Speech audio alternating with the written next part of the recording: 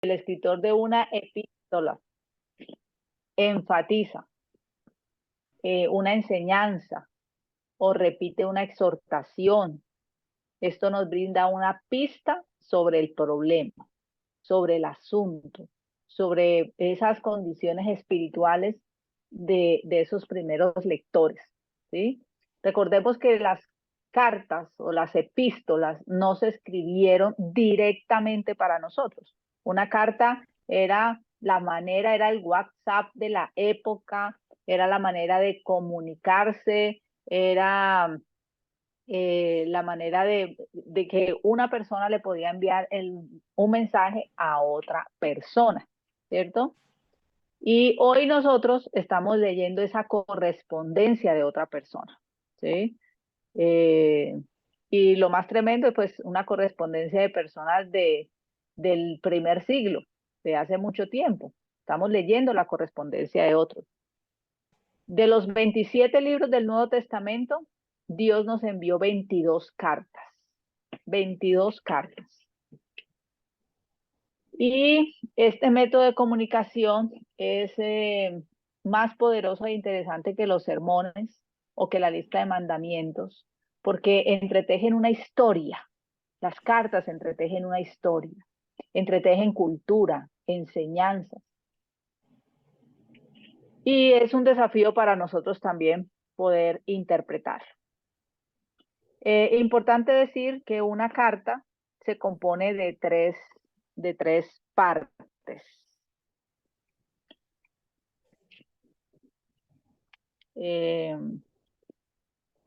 ¿Cuáles son esas tres partes?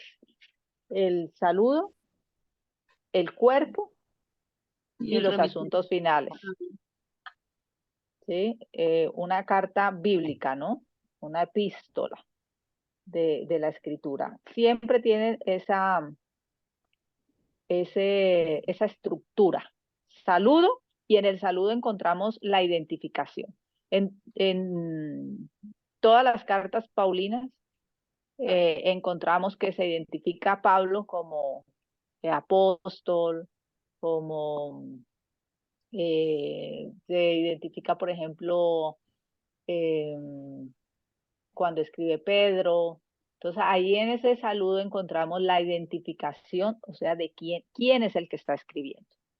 Encontramos el cuerpo, que es el problema, la situación que está pasando, que está sucediendo. Y por último encontramos los asuntos finales.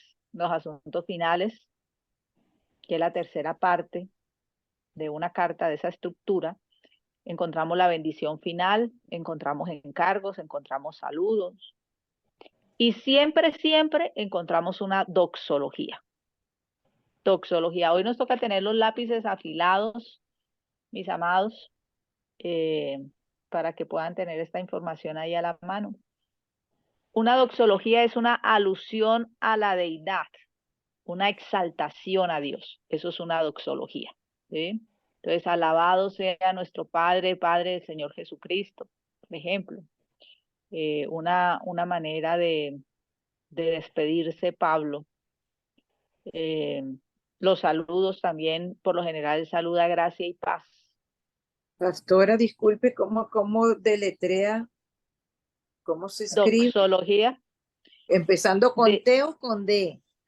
con D de dedo. Ah, doxología, ok. Y con X. Ok, gracias. Doxología. Doxología.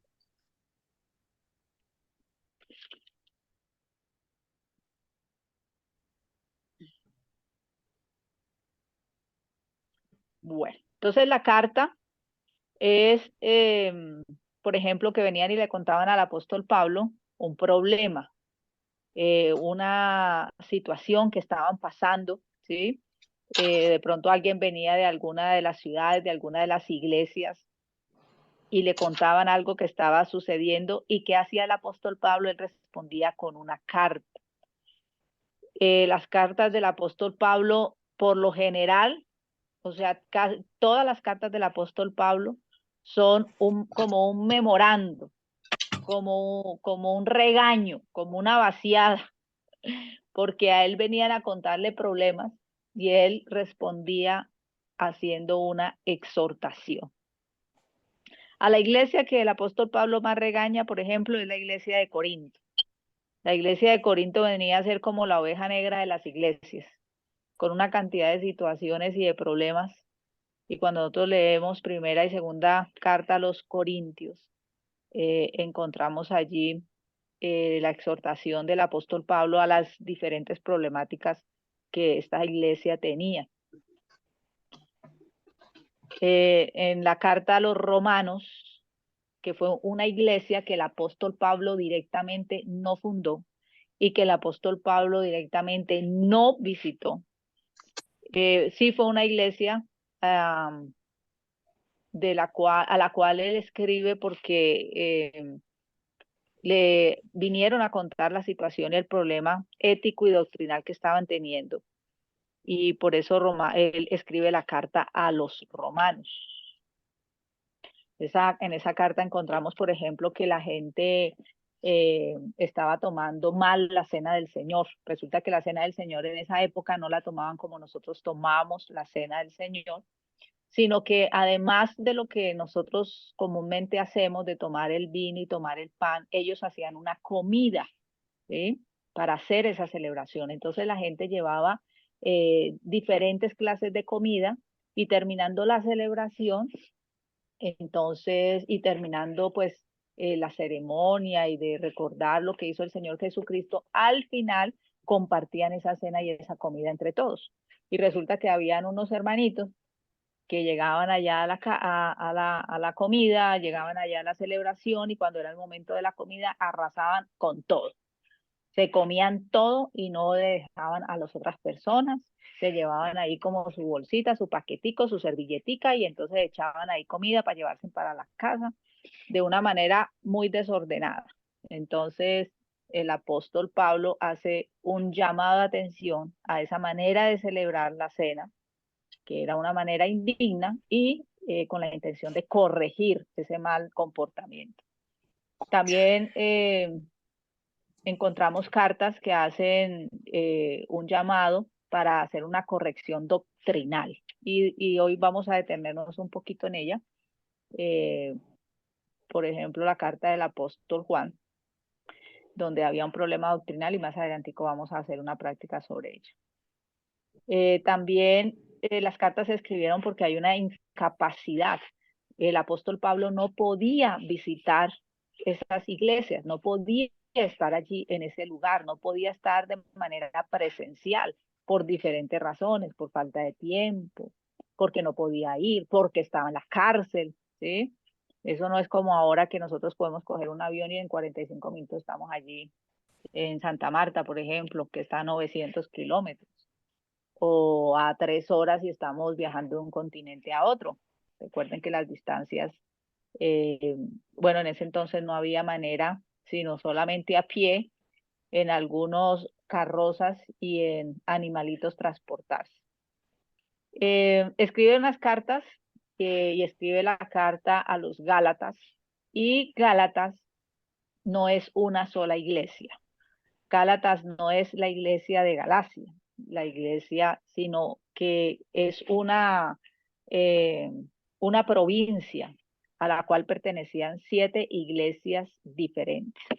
7 iglesias diferentes.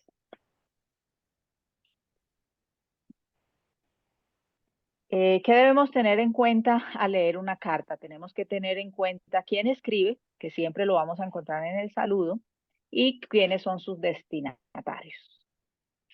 ¿Sí? ¿Quiénes son sus destinatarios? En este caso, en esta carta de los Gálatas, cuando él escribió esa carta, él envió, esa carta la rotaron dentro de las 7 iglesias que habían en Galaxia. ¿Sí?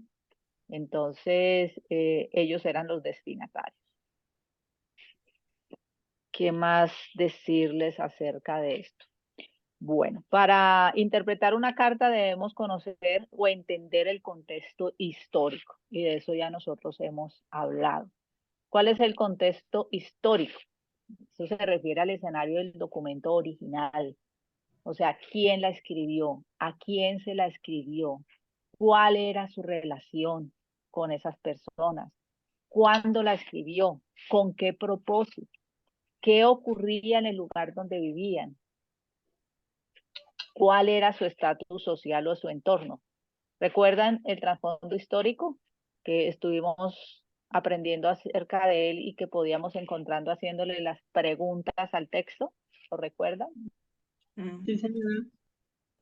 Ok, entonces tenemos que tener en cuenta ese contexto histórico. Para eso, recuerden que ya les dimos una herramienta que fue la app de la Biblia YouVersion, que en cada inicio de cada libro de la Biblia, y en este caso de cada carta, nos hace como una introducción al contexto histórico.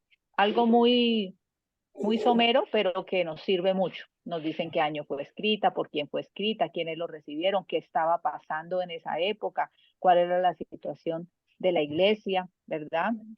Entonces, recuerden esa herramienta. Allí podemos nosotros ver costumbres, contexto de los destinatarios.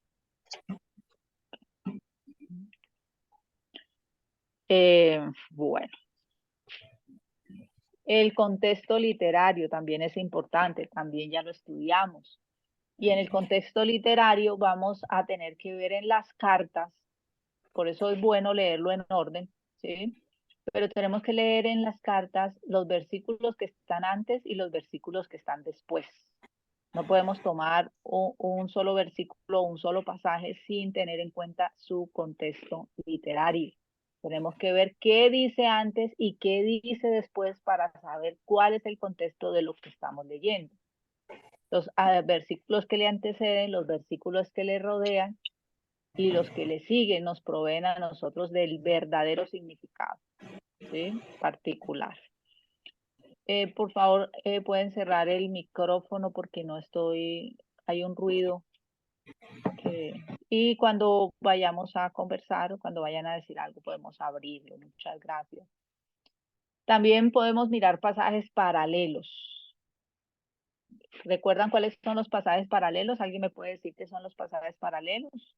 Mis amadas, nos quedan 5 minuticos. Podemos ingresar con el mismo link, por favor, para ya terminar ahorita con este tema. ¿Es esto buscar en otros libros, compararlos o en el mismo libro? Muy bien. Así es, hermana Nancy, muy bien. Gracias. Entonces, son los pasajes que nos hablan del mismo tema o del mismo asunto y los usamos para comparar. Inicialmente con textos del mismo autor, ¿sí? En las cartas es muy sencillo porque, bueno, en su gran mayoría son de Pablo, pero pues también tenemos de Pedro, varios escritos de Juan también. Entonces comparamos con el mismo autor, luego con un libro de autor diferente, pero que nos está hablando del mismo tema, en el mismo testamento, y puede ir después un autor o un libro del Antiguo Testamento, pero ese es el orden. Primero el mismo autor, segundo otro autor, pero del mismo testamento, y por último de otro testamento. Esos son los pasajes paralelos. Tenemos que entender el lenguaje cuando nos está hablando en lenguaje literal y cuando nos está hablando en lenguaje figurado. Entender las palabras en su sentido común o primario, que no tengan como un significado simbólico, ese es el lenguaje literal, ¿sí? Que no hay simbolismos. Mientras que el lenguaje figurado es entender las palabras con su significado simbólico, no literal. En las cartas encontramos lenguaje figurado algunas veces y necesitamos diferenciarlo, ¿no? Y aprender qué es lo que nos está diciendo acerca de ese asunto. Las cartas, otro dato bien importante es que las cartas son única y exclusivamente para creyentes, para cristianos. Las cartas fueron escritas para el pueblo creyente y para el pueblo cristiano, o sea que las haya escrito Pablo, las haya escrito Pedro, las haya escrito Juan, la carta dirigida, bueno, la carta de Santiago, las dirigidas a Timoteo, todas ellas fueron escritas para cristianos y para creyentes. Y ese contexto es importante tenerlo en cuenta. ¿Listo? En ese orden de ideas, quiero decirles, mis amados, que la Biblia está diseñada para la gente que ha aceptado a Dios. Es muy difícil que una persona que no sea creyente, que sea inconversa, acepte el mensaje de la Escritura y de la Biblia. Porque la Biblia está diseñada para la gente cuando ya acepta a Dios. ¿Sí? ¿Qué más les digo de la carta? Las cartas están generadas por un problema. Todas las cartas están generadas por un problema, por una situación que hay que arreglar. Entonces, cuando leamos una carta, tengamos eso en mente.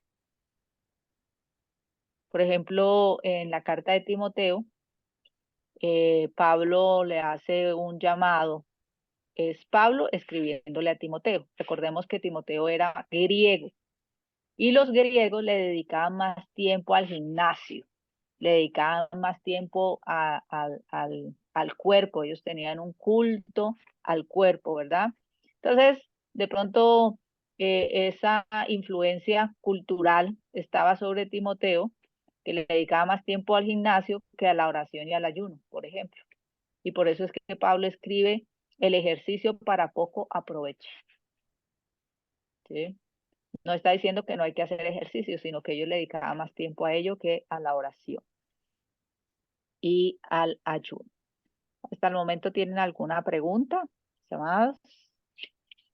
Pastora, o sea que son epístolas, todo lo de las, o sea, todas son epístolas, Mateo, Marcos, Lucas y Juan, ¿todas son No, epístolas? no señora, esos son evangelios. Recuerda que ya estudiamos los evangelios, ¿verdad? Mateo, Marcos, Sí, Lucas, sí, Juan, son sí, evangelios. Hechos de los sí, Apóstoles sí, es evangelio. diferente, es un género literario distinto, Sí.